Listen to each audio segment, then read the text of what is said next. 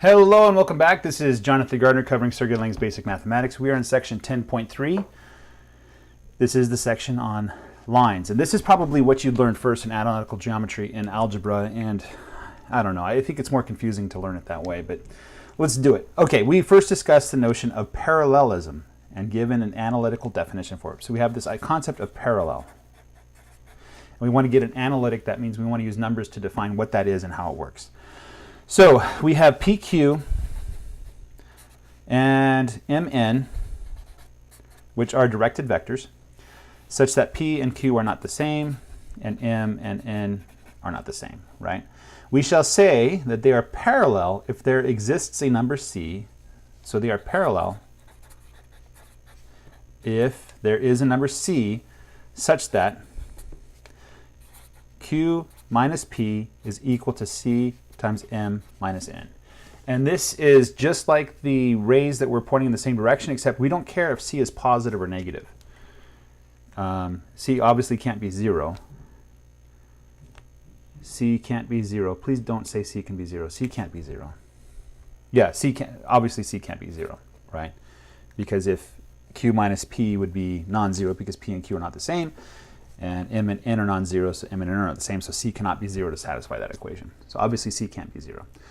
Okay, C can be positive or negative. Our definition applies equally well to segments PQ or MN. So we can also define segments PQ and MN can be parallel,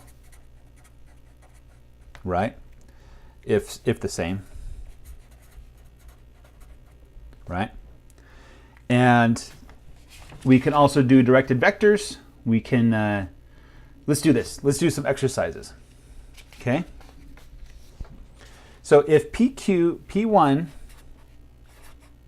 Q1, directed vector, is parallel, I'll use this symbol, parallel, to P2, Q2, directed vector, then, and if P2, Q2 is parallel to P3, Q3, okay, then let's show that P1, Q1 directed vector is parallel to P3, Q3 directed vector. So basically, parallelism is transitive, right? Okay. This is the same as saying if PQ and MN are parallel, and then also we want to show that PQ is parallel to MN, then MN is parallel to PQ. These are directed vectors. Okay, and this should be pretty easy to prove. Basically, you're going to have Q1 minus P1 equals C times Q2 minus P2. And then Q2 minus P2 is going to be, let's say, D times Q3 minus P3, right? And then we could substitute in here, we could say Q1 minus P1 is equal to C times Q2 minus P2, which is just D times Q3 minus P3. And you can see C times D is that number that's not 0 that will show that P1 is parallel with P3. Okay. Similarly for this one, you can go Q minus P equals C times M minus N. Is it M minus N or N minus M? I have it backwards. I'm sorry. N minus M. So up here when I had the definition, I made a major boo-boo. Okay. This is QP, Q minus P, and M minus, he had M minus N in the book, but really it should be N minus M. But it doesn't matter because C would just be negative, right? So anyway, Q minus P is equal to C times N minus M, which means N minus M is equal to 1 over C times Q minus P. And so these two are also parallel because there's also a line that's parallel there. Okay, it's not a major mistake in the book. Everything works out still. It's just annoying. That's all. Just like how I write distances opposite the way he does. Anyway, all right. So let's say we have 2 points A and B that are not the origin. So A is not the origin, and B is not the origin. Okay, so we will say A is parallel to B if there exists some number c that's not 0, so if a is equal to cb, and obviously c can't be equal to 0 either, because a is not the origin, b is not the origin. So these two are parallel if we say points are parallel if they are a multiple of each other with some rational number, not rational, some real number. It could be rational, who knows. And I won't go much further than that. All right, directed vectors. Let's draw some directed vectors that are parallel. So let's just draw some. So we have, let's say this is there. That's the point A. And then we want another one that's parallel to that starts at the origin. That would be the point B. And you can see B is a multiple of A, right? Let's keep this and let's go over here. So we have one vector that points this direction. We have another vector that points this direction. And we have a line segment over here. Okay, so we have a vector that points this direction, and these are all parallel. And you can name this P, Q, M, N, X, Y, whatever you want to call them. Doesn't matter. Okay. All right.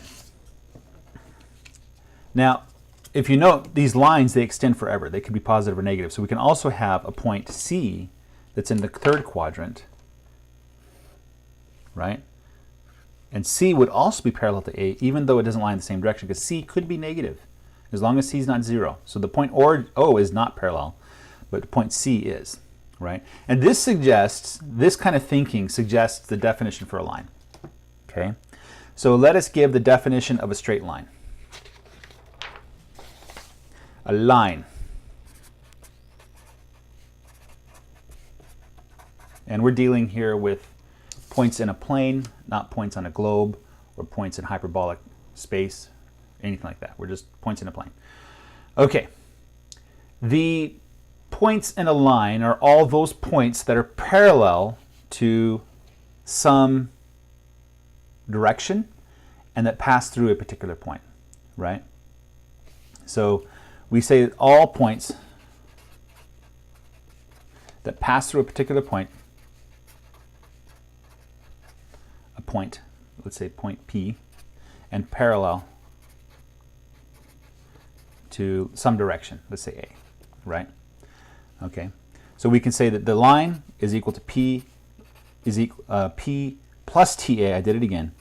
Ignore that, please. P plus TA are all the points on that line where T can be less than 0, T can be greater than 0, and T can even equal 0. T can equal 0. T equals 0. I want to cross the T, not the equal sign. So all the points that are a point P or some multiple of T times A are all the points on that straight line, and it goes from infinity to infinity everywhere across the plane. Okay, let's draw a picture of what that looks like.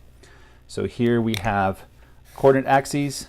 We have our point A there, let's say. We have a point P down here.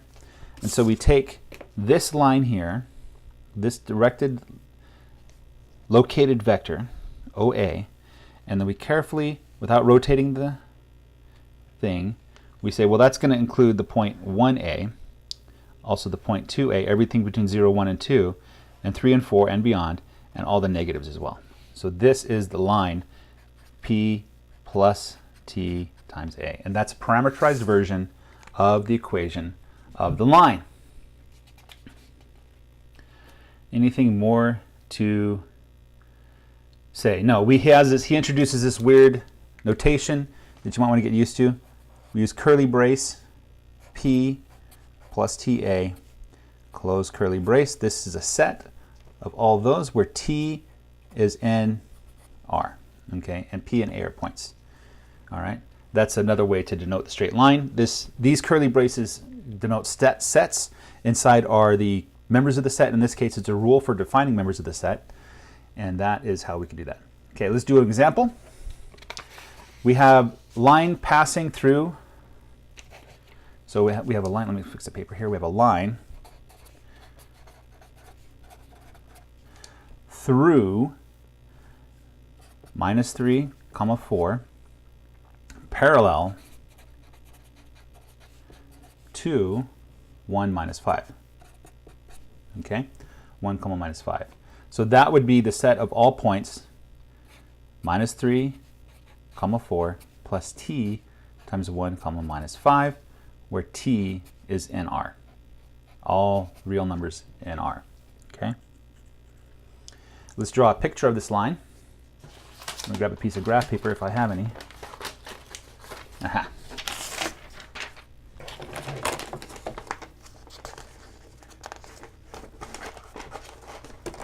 I have to edit that out. Here's a piece of graph paper. Let's draw some lines.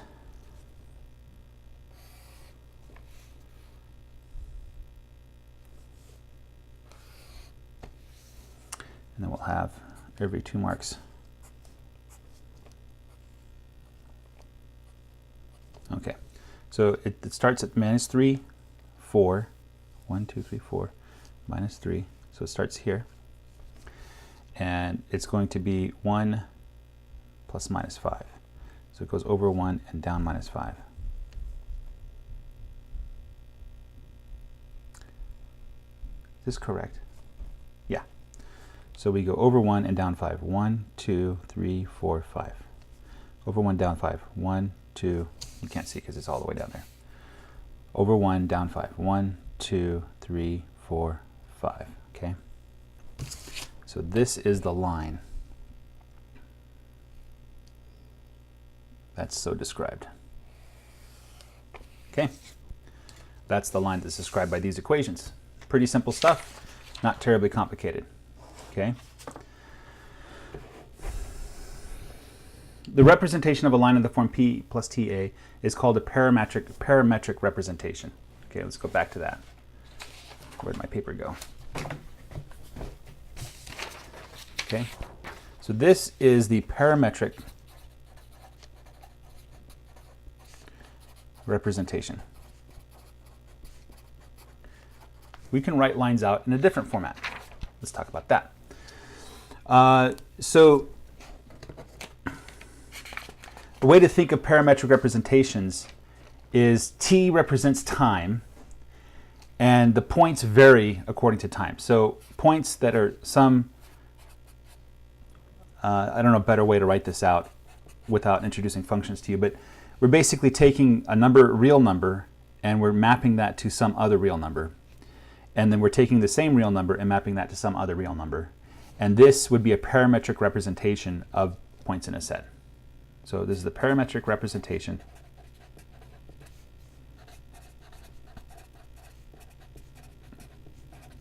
of points in a set.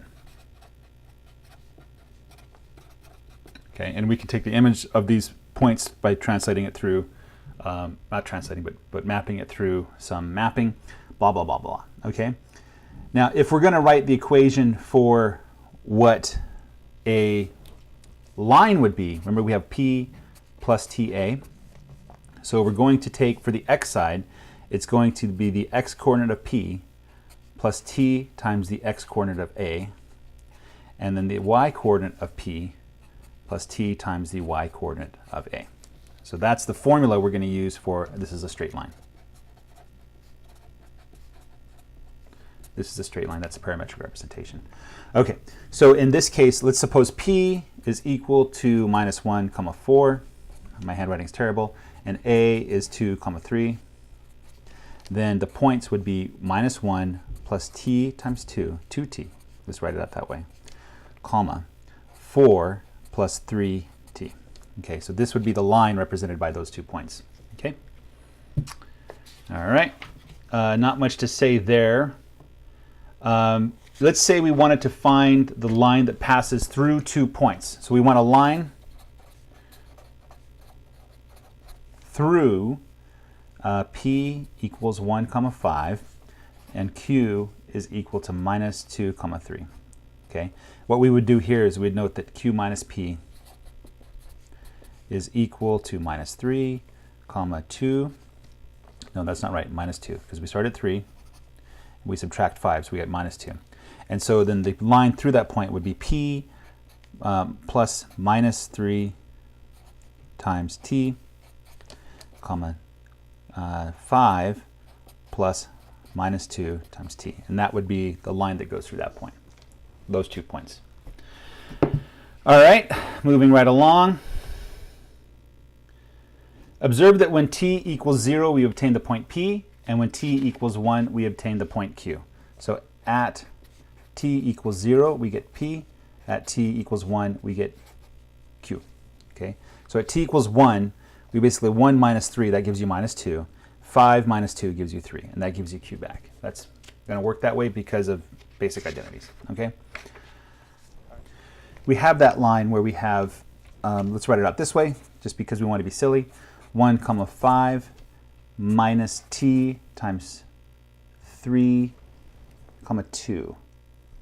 Okay, let's say we have this line. And we want to find where it crosses the x-axis. Now, if we think of the coordinate system, this is the x-axis, this is the y-axis.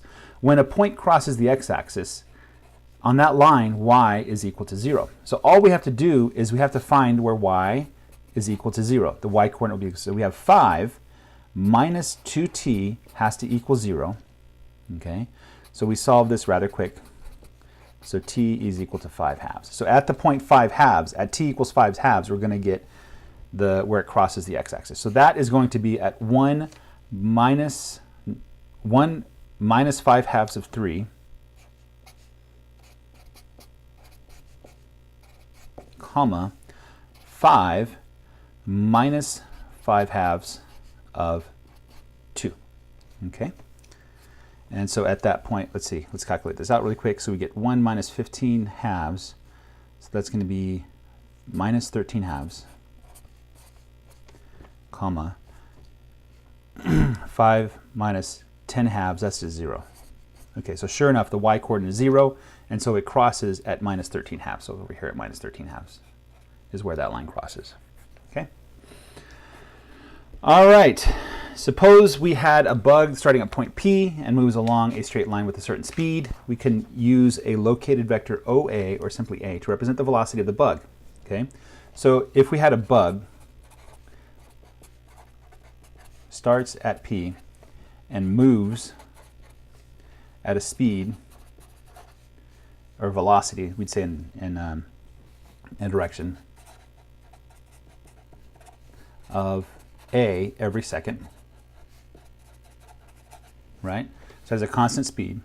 Then we could say the position of the bug is equal to P plus TA, right? Because after the first second, it's moved A. After 2 seconds, it's moved 2A. It's pretty simple stuff. I don't know that we want to talk about this very much, but you can see here how this is clearly relative to physics. You're going to be using this a lot in your physics education. And another example, let two lines be represented parametrically by this. So we have two lines, 1, 2, plus t times 3, 4. And the other line is minus 1, 1, plus s times 2, minus 1. And the goal here is we want to find the point of intersection.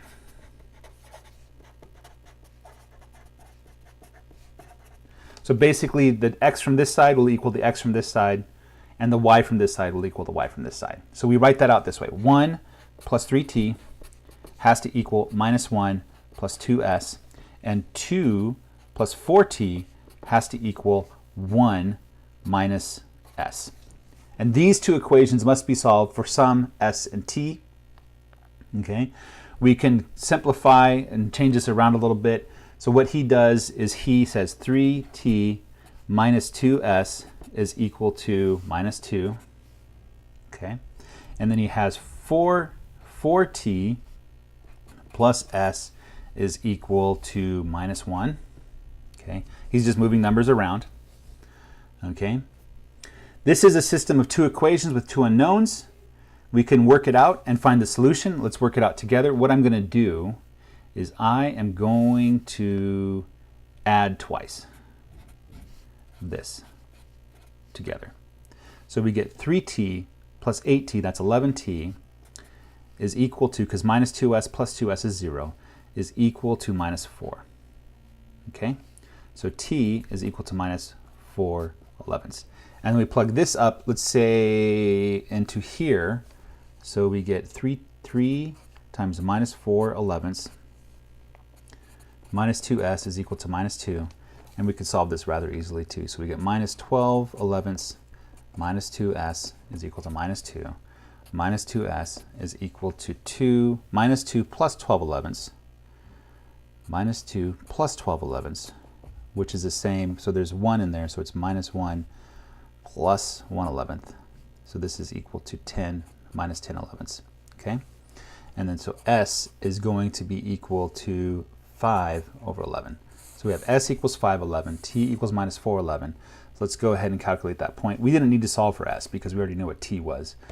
So we're going to get the point of intersection is going to be 1 minus 4 elevenths times 3, and then that's a times there. 2, that's minus 4 elevenths times 4. So we get 1 minus 12 elevenths and 2 minus 16 elevenths, or this is going to be 1 minus 1 11th, and this is going to be 22 elevenths minus 6, that's 6 elevenths. That's the point of intersection, I believe. And yeah, minus 1 11th and 6 elevenths is the point of intersection. So this is where those 2 points intersect. We did not need to solve for s, by the way. I just did it for fun, because that's what you do when you solve a system of 2 equations. You solve for both of them. All right, another example. Find the points of intersection of the line given parametrically by this. Here we go. So we have a line minus 1 comma 2 plus t times 3 comma minus 4, and we have the circle, x squared plus y squared is equal to 4. We want to solve this so that they are equal, okay? So basically the x over here has to equal the x over there.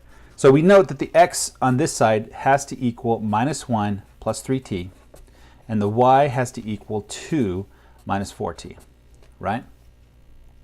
So we plug these in over there because they're equal, right? So we have minus 1 plus 3t squared plus 2 minus 4t squared has to equal 4. Working this out, we get minus 1 squared, which is plus 1.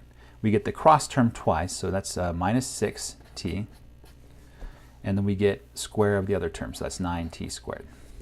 And then we get plus the square of that, plus 2 times this cross term, so that's 4 times 2 is 8, 16. And it's going to be minus 16 t. And then 4 square, minus 4t squared is 16t squared. That has to all equal 4. Okay? Let me just double check this here. So 4, 2, that's minus 8, that's minus 16, 3 minus, okay, that's good. All right, let's bring them all together. So we get a 16t over here, we have a 9t there, that's 25t squared. 9 plus 16 being 25. And then we have a minus 16, we have this minus 6, so it's minus 22t. We have a 4 and a 1, so that's plus 5, has to equal 4. Okay, we get 25t squared minus 22t is equal to minus 1. Okay, so t times 25t minus 22 equals minus 1. I don't think that's going to work out. Let's instead do it this way. 25t squared minus 22t plus 1 is equal to 0. And we use the famous formula that t is equal to minus b, so that's 22, plus or minus the square root of b squared. So that's 22 times 22, 44, so it's 484. 484 minus 2ac, 4ac, so it's 100 minus 100, all over 2a, so 50. Okay, and so he gets a solution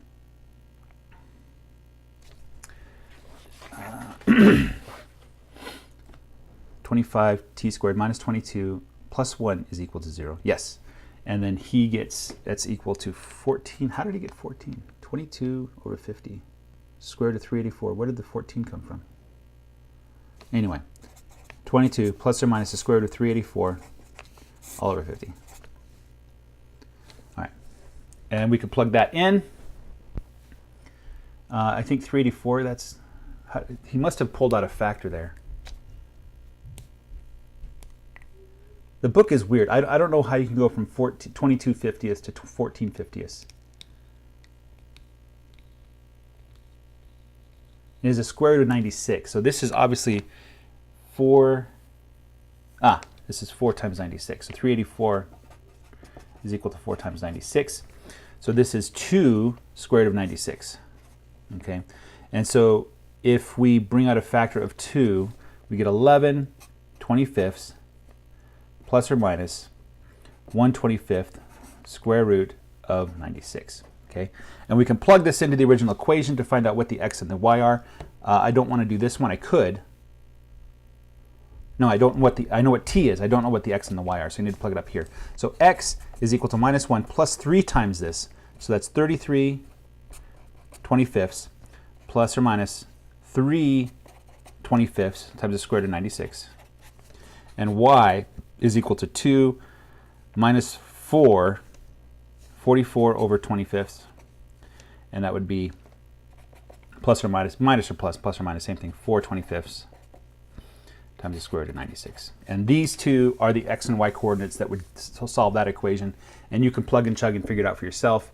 So the first solution, x1, y1, is when t is, you're using the addition for t, and x2, comma y2 is when t, you're using the minus for t. Okay, so t could either be one or the other of these values. So you get two coordinates where they pass through, and that's the solution that you'd get.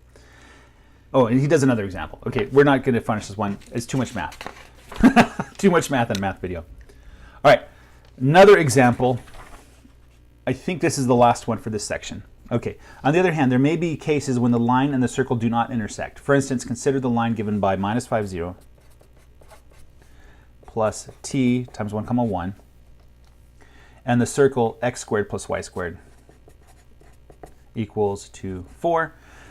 We know that the coordinates of the line are given by x is equal to minus 5 plus t, y is equal to 0 plus t, okay?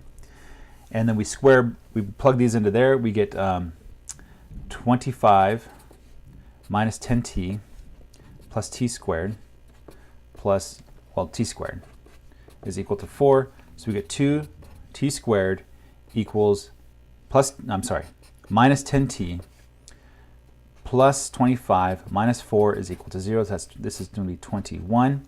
So we get t is equal to minus b, 10 plus or minus the square root of b squared, 100, minus 4ac. So 4 times 2 is 8 times 21, 96. That's not right. I'm being confused here. 4 times 2 is 8 times 21 is 168. All over 4. And note that 100 minus 168 is less than 0. And since we're not doing complex math, there is no solution.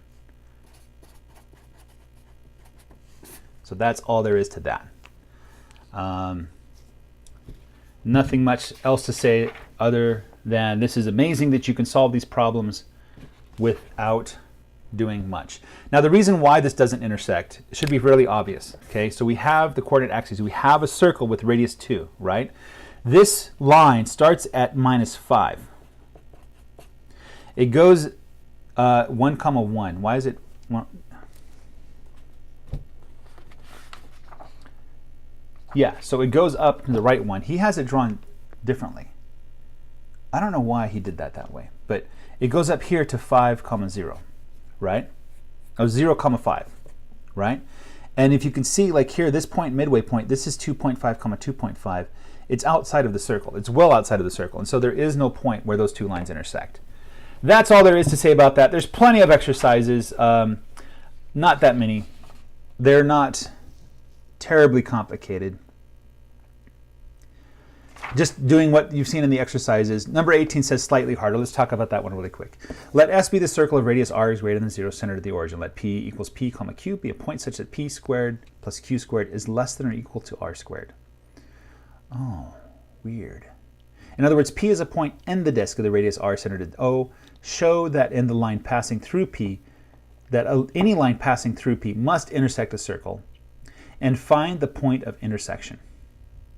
Hint, write the line in the form P plus TA, where A equals A, comma B, substitute in the equation of the circle, and find the coordinates of the points in the intersection in terms of P, Q, A, and B. Show that the quantity you get out of the square root sign is greater than or equal to 0. Okay, so this one, all you have to do is show that if p squared plus q squared is less than or equal to r squared, then p comma q is a solution for p plus ta, right? That shouldn't be too hard to do. You have to kind of think about it. It is a proof problem. It's not a plug and chug problem like we've been doing. So anyway, guys, thanks for your time. Take care, and bye-bye. Hey, everybody. Thanks for watching. This is part of a series on Sergey Lang's Basic Mathematics. You can catch the playlist over here, and you can find out how to support my channel over here. Thanks so much. Have a great day. Bye-bye.